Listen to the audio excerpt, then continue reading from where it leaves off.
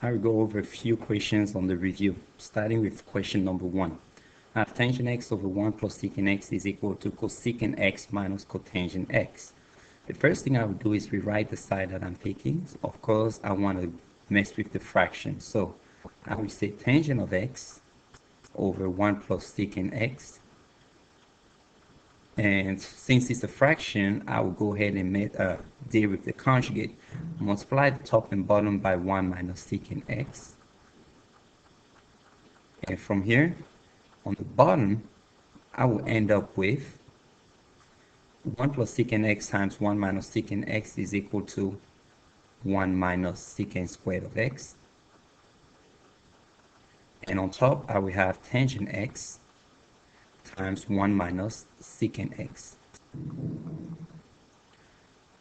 If you notice, 1 minus secant squared of x is related to tangent square. I will do this in parentheses. 1 minus secant squared of x. In fact, if I have sine squared of x plus cosine squared of x is equal to 1, and I divide everything by cosine squared of x,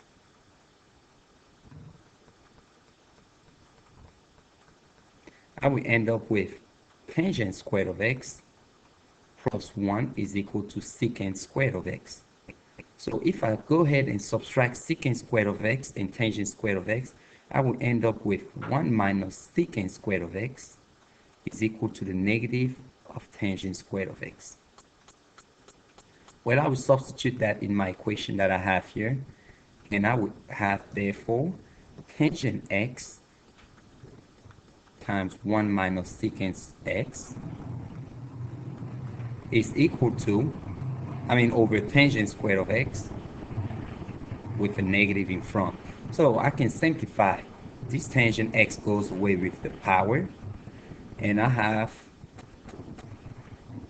now have 1 over negative tangent x, and I'm splitting them in two, minus secant x over negative tangent x. Well, on this side, 1 over negative will give me a negative cotangent x. And this, I will go ahead and develop it here.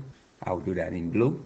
I will have negative over negative, first of all, will give me a plus. Secant is 1 over cosine, and tangent is sine over cosine. Your copy change flip will give you, by the way, the tangent is square. I have secant over cosine. So it will give you 1 over sine here after doing the copy change flip, and 1 over sine is cosecant x. You can rearrange it and say it's cosecant x minus cotangent x. And that's what you were trying to get. All right, let's go ahead and do problem number 2 now.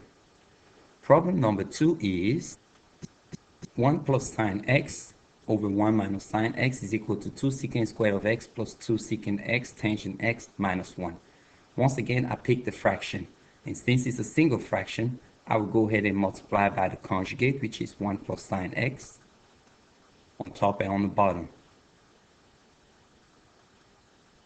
Well, on top I have 1 plus sine x squared, and on the bottom I have 1 plus sine x, 1 minus sine x. All right, this is equal to 1 plus 2 sine x plus sine squared of x, and everything is over 1 minus sine squared of x.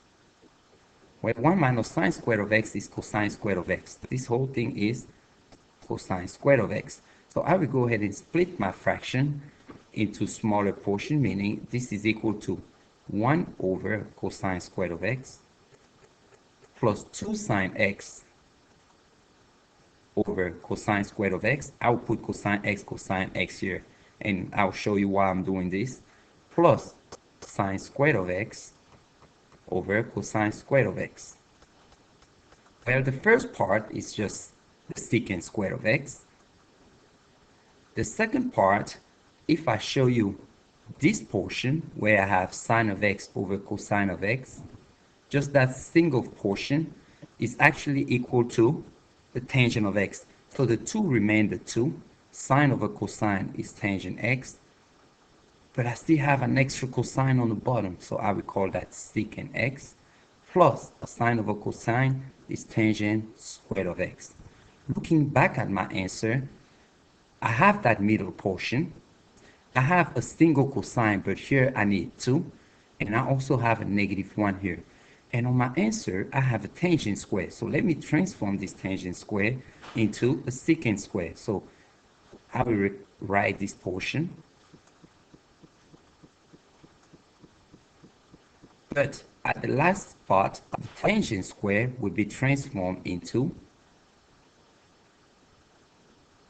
secant squared of x minus 1. Well, if I combine both secant, I will end up with 2 secant squared of x plus this one we just transfer down, tangent x, secant x, and a -1.